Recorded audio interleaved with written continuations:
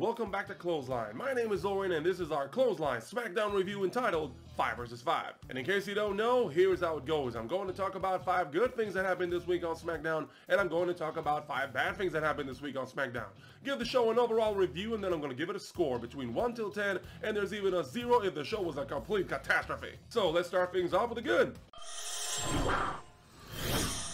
Every time the show provides us with a match between Daniel Bryan and Cesaro, you know you're going to get something good. And tonight was no different. Daniel Bryan and Cesaro put on another masterpiece in a very good match between them. And in the end, even with a busted head, Cesaro was able to beat Daniel Bryan. After the match, they even showed a sign of respect towards each other when Cesaro showed the fist bump. I was happy to see that. Maybe this marks the first official face turn for Cesaro, and I can't wait to see what the future entails for the Swiss Superman. Tonight we got another good matchup in the ongoing rivalry between King Corbin and Dominic Mysterio. And Dominic Mysterio, even though he was attacked by King Corbin before the match even began, was able to overcome the odds and get the victory. I'm just curious, when exactly are we going to see those seeds of jealousy between Dominic and his father? Because yeah, I want to see the match Dominic against Rey Mysterio at WrestleMania. Tonight we also got to hear from Bianca who was still contemplating which championship she wants to challenge at WrestleMania, when all of a sudden Reginald arrives. Reginald berates her and says if she chooses Sasha Banks, she will be defeated. This brings out Carmella and then the boss Sasha Banks. They confront each other, and in the end, Bianca whips Reginald with her hair. And I like the build. I like the intrigue about which champion Bianca will choose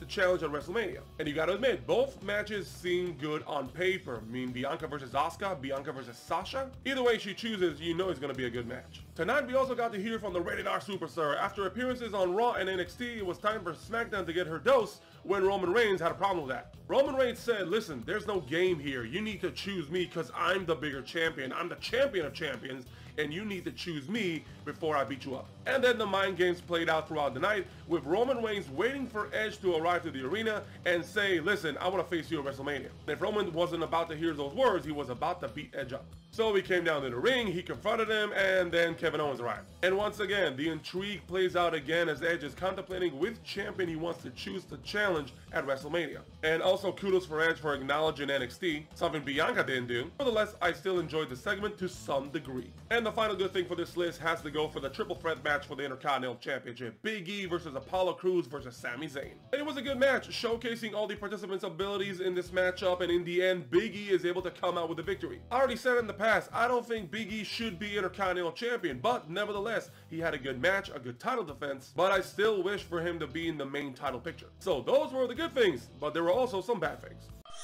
I said it before, I loved the Daniel Bryan Cesaro match, but just throwing it out there, if this comes to the point that Daniel Bryan and Cesaro form a tag team, I'll be furious. Enough with the random tag teams. I've seen that sign before, that sign of respect before, even on NXT with Tommaso Ciampa and Timothy Thatcher. I'm saying it now, don't you dare put Daniel Bryan and Cesaro in a tag team.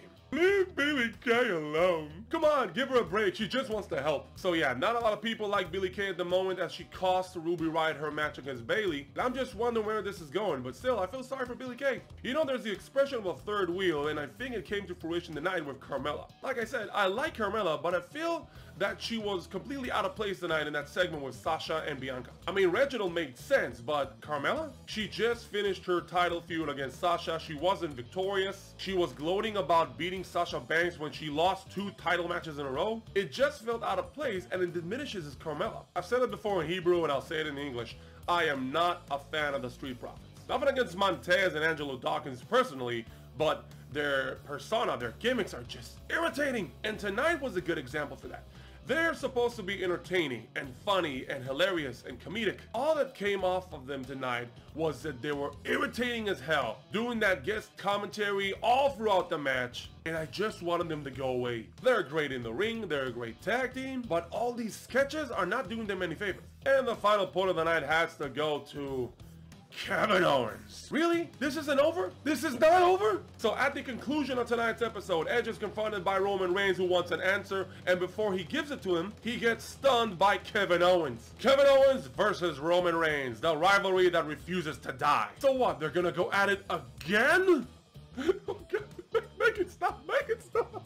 There's like a billion different directions you can go with. Shinsuke Nakamura, Daniel Bryan, Cesaro. No, but you go back to Kevin Owens. This rivalry needs to end for the sake of Kevin Owens and his health. Because if he continues to go through objects, I'll be seriously concerned for his health. After all the matches and all the abuse that Kevin Owens has sustained, I actually think anyone believes he will beat Roman Reigns? I just don't see it.